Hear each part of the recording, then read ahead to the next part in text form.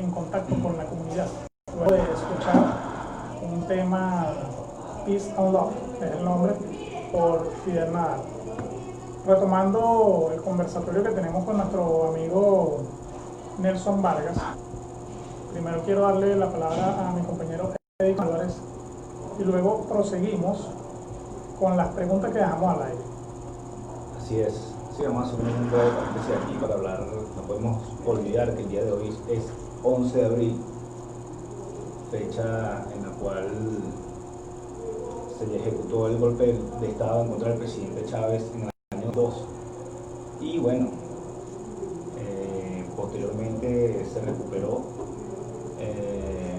lo que es el hilo constitucional cuando vuelve el presidente, el pueblo sale a la calle y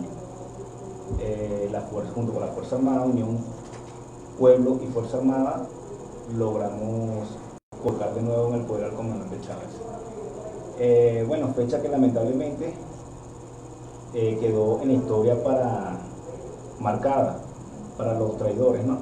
Y no solamente en Venezuela, dado que casualmente el día de hoy el presidente de Ecuador, Lenín Moreno, se da a conocer la noticia de que retiran la medida diplomática de asilo a Julian Assange. Como muchos saben, y para los que no conocen, este personaje, Julian Assange, el fundador de Wikileaks, portal en el cual se filtraron los clasificados y no clasificados del Departamento de Estado de los Estados Unidos. Eso fue en el año 2012, en el cual salieron a la pública o se filtraron 133.887 documentos sin clasificar, 101.748 clasificados y 15.652 secretos. Se le dio el asilo en el gobierno del anterior presidente de Ecuador, Rafael Correa, y este presidente, de manera cobarde y de muy baja calidad humana, ¿no?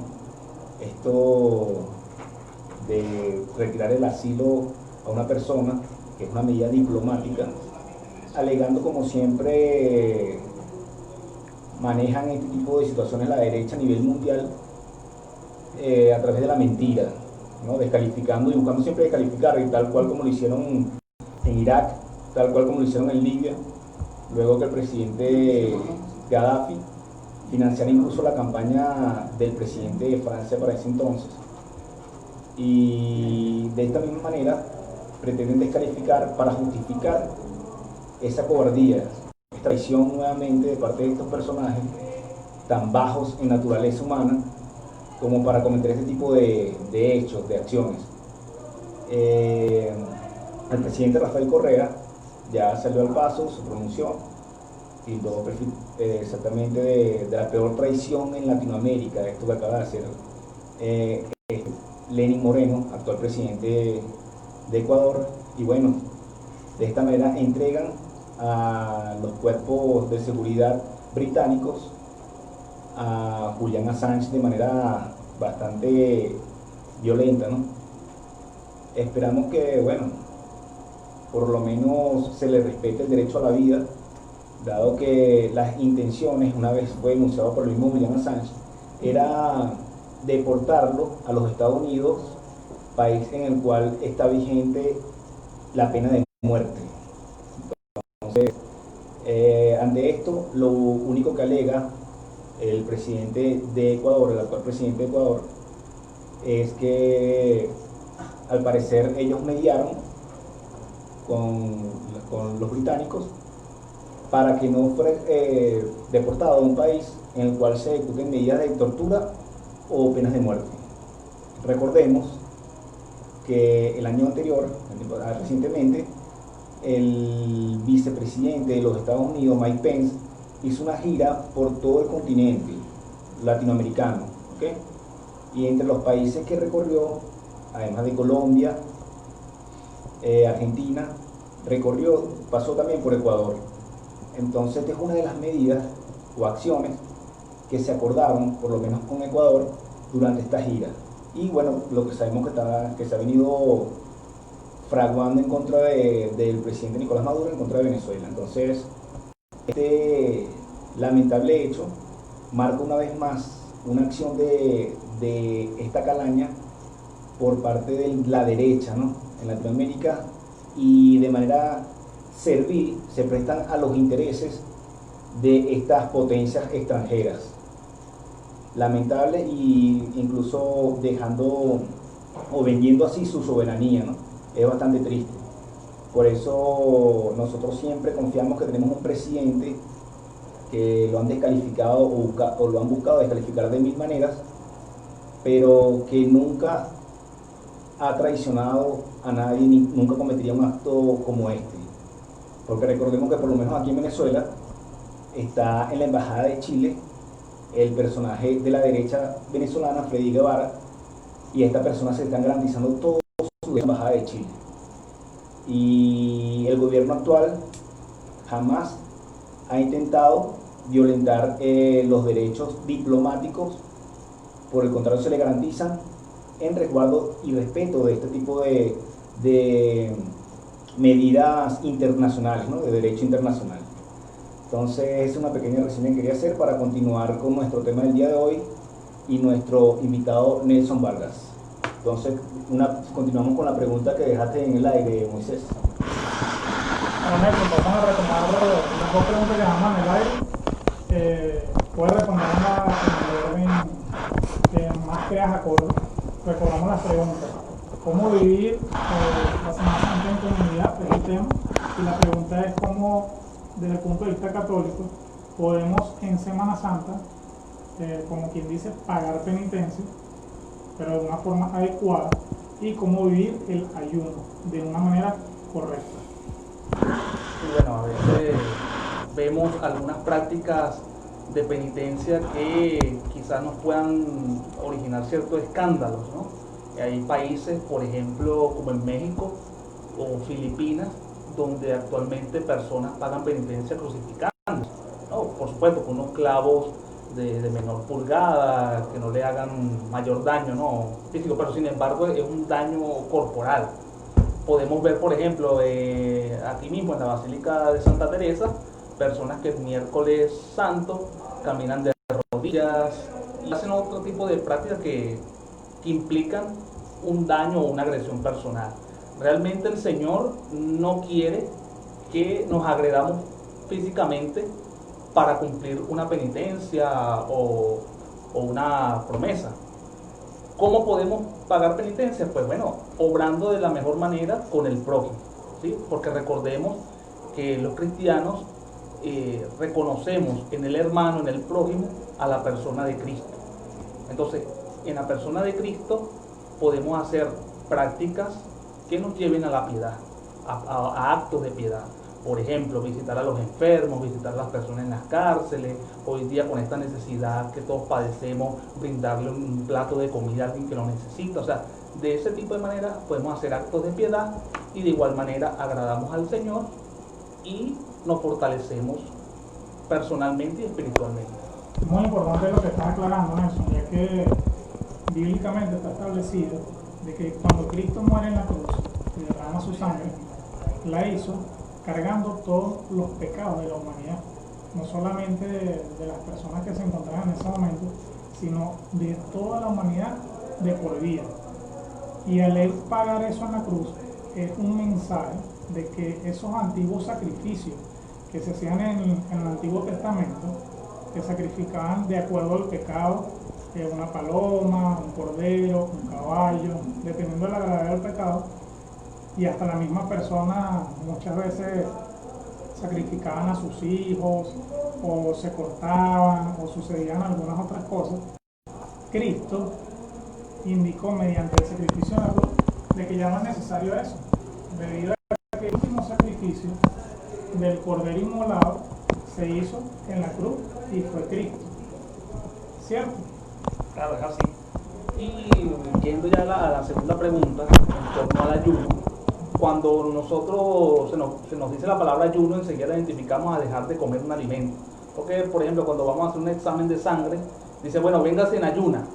Y eso significa no comer, está limitado a comidas, alimentos. Pero en la vida cristiana, en la vida de la iglesia, el ayuno busca crear en la persona templanza, busca buscar dominio de sí mismo ante situaciones que le pueden hacer daño a la persona y daño al prójimo. Por ejemplo, una persona que fuma, que tiene el vicio del cigarrillo, por decirte algo, puede hacer un ayuno de dejar de fumar cigarros. Quizás al principio le cueste muchísimo. Excelente. Le cueste mucho, por ejemplo, dejar de fumar, pero si fuma 3 cigarros al día, puede fumar, ir descontando. Por lo menos ya fuma 2, después 1, después ninguno. Y así otras prácticas, por ejemplo, cosas que nos atan y ha hecho que las familias hoy día estén como separadas, a pesar de que viven juntas. Las redes sociales. Todo el mundo está pendiente de estar en WhatsApp, de estar en Twitter, en Instagram, en Facebook, y las redes sociales quitan mucho tiempo. Y a veces hacen, inclusive en casa, a la hora de la comida esté la mesa sola, porque cada quien está pendiente de sus cosas, uno comiendo en la sala. Entonces hay que irse desprendiendo de ciertas cosas que nos hacen daño a nosotros y a los demás, y eso lo hacemos con la práctica del ayuno. Perfecto, excelente. Bueno, Nelson, fíjate, ya hablaste del miércoles de cenizas, hablaste del domingo de Ramos. Mencionanos o haznos un pequeño resumen de lo que es los días más emblemáticos de la Semana Santa, como tocaba de mencionar, miércoles de ceniza, domingo de Ramos, el jueves, viernes y sábado, que tiene un nombre también, estos 3 días, y el domingo de resurrección. Entonces, háblanos un poco qué es lo que se celebra o se conmemora cada uno de estos días. Sí, la Semana Santa está comprendida desde el domingo de Ramos hasta el domingo de resurrección. Entonces ya ahorita este domingo 14 de abril la iglesia conmemora el domingo de Ramos. Ese día vamos a escuchar en las lecturas del día que Jesús entra triunfante a Jerusalén y el pueblo de Israel lo recibe con palmas, con vítores. Hosana, hijo de David, bendito el que viene en nombre del Señor. Y nosotros vamos a tener cada uno en nuestras manos una palma. Y esa palma representa también nuestra vida. Una palma verde, el color verde representa vida y esperanza, así nuestra vida. Pero también nos recuerda la fragilidad humana que tenemos, que es el pecado y en consecuencia la muerte, pues, porque biológicamente en algún momento tendremos que morir. Entonces, recordemos que esa palma a los días se va a secar. Entonces, así también con mucha humildad nosotros tenemos que reconocer que nuestra vida es frágil ante el Señor y que en el Señor, que es la fuente de la vida, pues siempre tenemos que pedirle a Él que nuestra palma, que nuestra vida se mantenga así verde para poder victoriarlo. Luego va a venir el lunes santo y martes santo, bueno, que más que todo se medita en torno a las lecturas, el pasaje de la unción de Jesús en Betania, el pasaje de la traición de Judas, y luego llegamos un poquito más relevante al miércoles santo. Miércoles santo vamos a escuchar en las lecturas que Judas se reúne con el Sanedrín y allí hace ya la traición del Señor, de entregarlo a las autoridades judías para... Quizás, bueno, lo que se dice así a nivel histórico es que quizás la intención de Judas no era que mataran a Jesús, sino que buscaba con esto quizás hacer una revuelta en el pueblo, que la gente fuese como a rescatar a Jesús y así poderse librar del yugo del Imperio Romano. Pero bueno, las cosas le salieron mal a Judas, pero entonces allí conmemoramos a ese Jesús que va llevando la cruz de nuestros pecados. Y bueno, aquí en Venezuela es muy popular la devoción al Nazareno de San Pablo, y podemos ver que muchas personas se visten de morado, y en otros países del mundo, por ejemplo en España, las procesiones son multitudinarias. Y bueno, básicamente la devoción popular a Jesús Nazareno. A partir del jueves comienza lo que se conoce como el Triduo Pascual, que es donde ya vamos celebrando en relevancia los acontecimientos previos a la Pascua, que es la pasión, la muerte y resurrección de nuestro Señor Jesucristo. Entonces el jueves en la mañana, en todas las diócesis y arquidiócesis del mundo, los obispos se reúnen con su clero y hacen la misa crismal. En la misa crismal se consagran, se bendicen los santos óleos que son usados para diferentes sacramentos. Pues está el óleo del crisma, el óleo de los catecúmenos, el óleo para la unción de los enfermos. Los sacerdotes ese día renuevan sus promesas sacerdotales. Y en la tarde tenemos lo que conocemos como la misa de la última cena y el lavatorio de los pies, donde conmemoramos, celebramos la institución del ministerio sacerdotal y la institución de la Eucaristía ese día. Y luego de esa celebración de la tarde se reserva el Santísimo en un lugar reservado que se llama monumento, y a partir de allí empiezan las adoraciones eucarísticas y la visita a los templos. La visita a los templos se hace, el día que se hace es el jueves en la noche. Nelson, una pregunta, ¿esa visita a los templos es algo, una manifestación popular de fe, o se podría decir que está establecido en la Biblia? Bueno, antes que responda a eso, esa pregunta, déjame decirte que nunca había tenido tan claro la Semana Santa como la explicación que nos acaba de dar Nelson ahorita, ¿verdad? Que bueno, por primera vez en la vida puedo decir que estoy totalmente claro de lo que se hace en una Semana Santa. Continúa. Es así, Edison. La idea de la Semana Santa no es como popularmente muchas personas han dicho, que dicen, bueno, llegó la Semana Zángana, vámonos para la playa, vamos a rumbear, vamos a tomar, y desvirtúan lo que realmente nos ha llamado Cristo mediante todo el sacrificio y la forma en que Él nos enseñó cómo teníamos que vivir la fe en aquel entonces y hasta nuestros momentos actuales. Entonces, Nelson, me gustaría aclarar eso porque ciertamente hay cosas en la fe que son manifestaciones populares. Nos falta la abuelita que te dice, bueno, si quieres empleo, prende una velita, está el santo. Si quieres tal cosa que se te ha hecho imposible, bueno, a San Judas. Si quieres tal cosa, a San Pedro y así. Entonces, esa visita de los 7 templos, ¿por qué 7? ¿Es bíblico o es manifestación popular? Sí, la visita a los 7 templos, más que todo lo que, digamos, conmemoramos o meditamos, es los 7 puntos que, digamos, atravesó Jesús desde el momento que fue aprendido en el huerto de Getsemaní hasta que Pilato, bueno, lo sentencia a muerte. Entonces, desde que lo aprendieron y lo llevan al Sanedrín, luego el Sanedrín lo lleva a Pilato, Pilato lo manda a Herodes, Herodes lo vuelve a mandar a Pilato, Pilato lo presenta ante el Sanedrín lo vuelve a llevar a Pilato. Bueno, hay 7 estaciones, 7 puntos que pasó Jesús esa noche previo a ser crucificado. O sea, de alguna manera eso es lo que representan los 7 templos. No es una práctica obligatoria porque hay lugares donde no hay 7 templos. Hay zonas rurales donde hay una capilla nada más y es difícil el acceso a llegar a una ciudad. Pero, digamos, lo que sí es, digamos, más no obligatorio, pero quizás sí una práctica que debemos hacer es acompañar a Jesús en su agonía del huerto de Getsemaní el jueves en la noche y el domingo en la mañana en la adoración eucarística que se hace en los monumentos, recordando que el Señor en la noche, cuando se lleva a Santiago, Pedro y Juan, le dice, mire, velen conmigo en oración. Entonces tenemos que velar esa noche allí con el Señor en oración. Perfecto.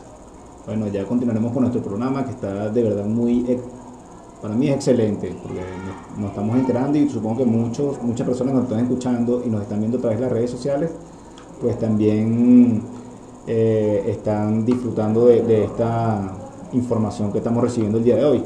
Vamos a continuar con algo de música, ya que estamos en este ambiente de Semana Santa. Hay muchas personas, como dijo Moisés, que se van a la playita, otras personas que comparten y otras que se dedican a cumplir con estas celebridades católicas, ¿no? Vamos a escuchar un tema de una banda de reggae norteamericano que se llama Sublime y el tema se llama Badfish. Disfrútenlo.